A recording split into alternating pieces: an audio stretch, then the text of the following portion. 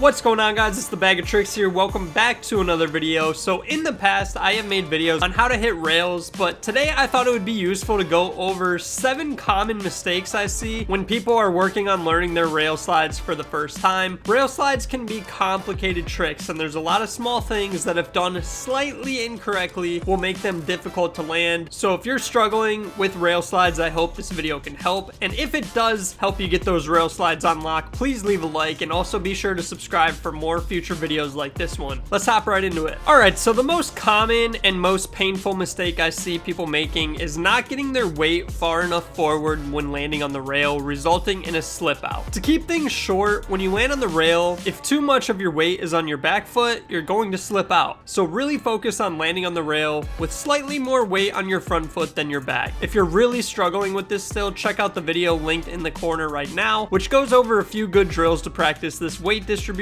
before even hitting a rail for the first time. Another very common mistake I see is going too slow into a rail. While yes, you can make it down rails going very slow, it will require a lot more balance and be much more difficult. By carrying more speed into the rail, it will make staying balanced until the end a lot easier. Think about riding a bike. If you ride a bike super slowly, it's way more difficult to stay upright than it is if you're riding fast, right? Well, the same thing can apply to your skiing rail slides. I know it might be a little more scary, but take more speed into the rail, it's going to help. The next mistake I see a lot of times is getting the approach wrong when coming into the rail. Both the angle you take as well as the amount of pop you give off the lip are extremely important to get right when sliding rails. If you get either wrong, you can ruin your rail slide before it even really starts. As far as approach angle, you don't want to come into the rail angled too much towards the far side, but you also don't want to be angled too much towards the close side, so you have to find that happy medium. Let's see an example of both of those mistakes.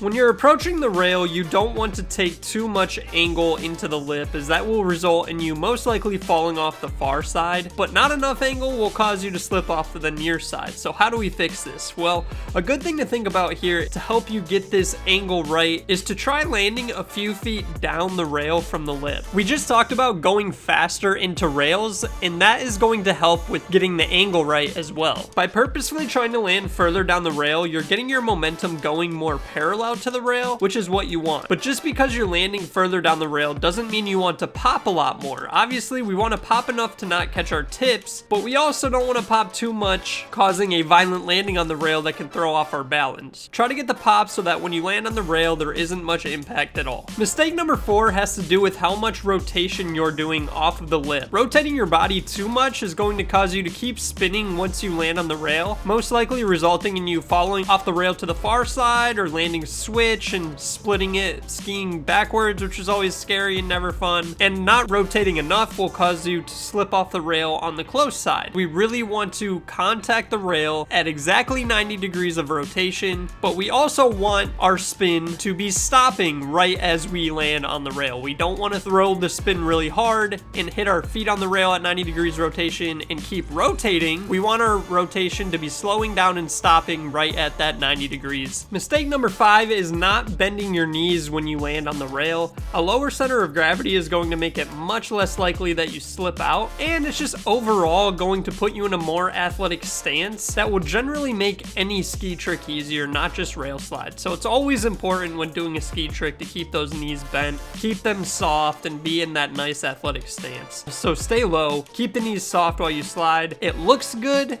and it makes things so much easier. So mistake number 6 is not looking at the end of the rail. If you're sliding rails and you're feeling confident and comfortable with your approach angle, your pop, your speed, all of those things, but you're still struggling to make it to the end of the rail, then you might just be doing the wrong thing with your head and eyes, which I see all the time. While sliding a rail, you want to keep your eyes locked onto the end of the rail. Don't look down at your feet or anywhere else. Stay locked in on the end, which is going to keep your body in a consistent position throughout the slide slide, making it a lot easier to slide all the way to the end and really grease that rail. So next time you're out on the hill, try to look towards the end of the rail as you're sliding, and you should notice you're able to make it to the end of the rail much easier. The seventh and final mistake is not using your inside edge of your front ski to help grip the rail. This is called pedaling, and even if you have the balance, approach angle, speed, pop, and you're looking at the end of the rail, you still might be struggling to really feel like you lock into those rail slides, and that's because you're probably not pedaling properly or pedaling at all. I have a full video about this and I'm going to link it in the upper right corner right now, but the TLDR is that, again, you want to use that inside edge of your front ski to kind of grip into the rail to help you control your slide and feel locked into the rail. This is a concept that once learned will make a massive improvement in your rail slides, so be sure to check out that video if you're interested in more information. And there it is, guys, 7 common mistakes that I see new skiers make when trying to learn their first rail slides.